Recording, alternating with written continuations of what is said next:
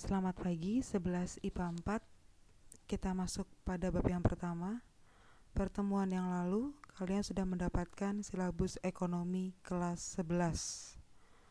Kita masuk pada bab yang pertama mengenai pendapatan nasional.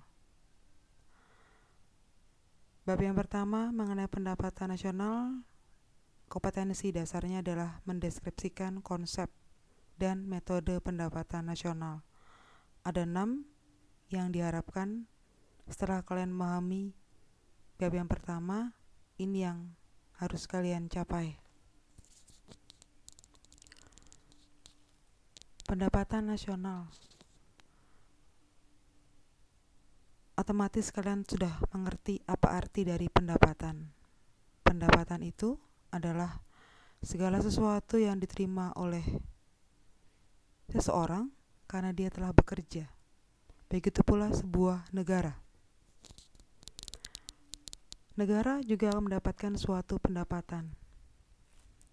Nah, pendapatan dalam suatu negara itu dilihat dari kekayaan yang dimiliki dalam negara tersebut. Negara yang kaya itu adalah negara yang bisa menghasilkan barang dan jasa, di mana barang dan jasa tersebut akan diolah dengan teknologi yang canggih dan hasilnya dapat dinikmati oleh seluruh rakyat. Itu pendapatan dalam suatu negara. Dari penjelasan saya tadi, kalian pasti sudah bisa mengemukakan arti dari pendapatan nasional.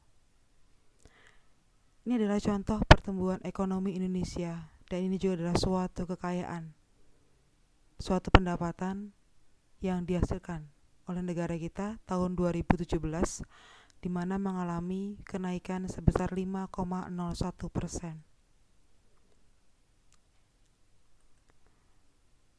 Ini arti dari pendapatan nasional.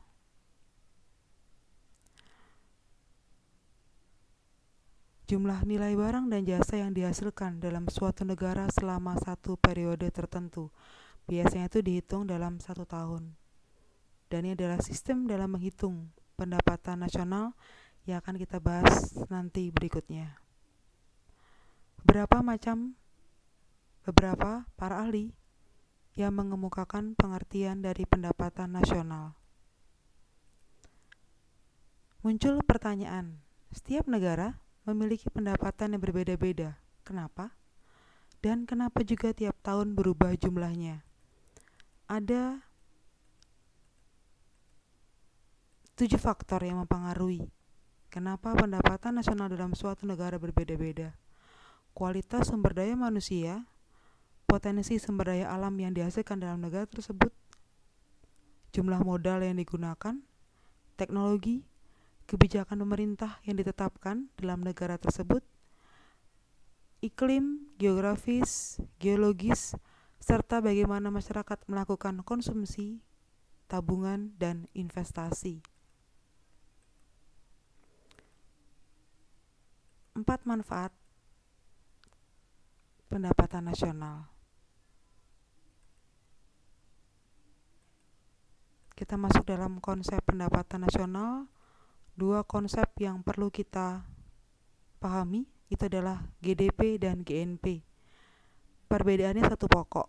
Kalau GDP itu adalah hasil barang dan jasa dalam satu negara, sedangkan kalau GNP itu adalah yang dihasilkan oleh warga negara tersebut, baik di dalam negeri ataupun di luar negeri. Ini rumus dari GNP. Kemudian konsep yang ketiga adalah produk nasional neto. Yang keempat adalah net national income, pendapatan perseorangan,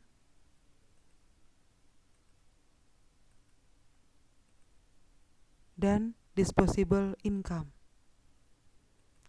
Kalau kita tuangkan dalam rumus seperti ini.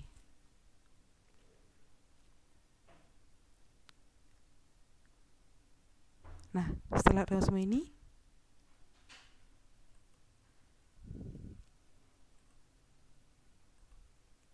silakan kalian coba menjawab pertanyaan ini. Terima kasih.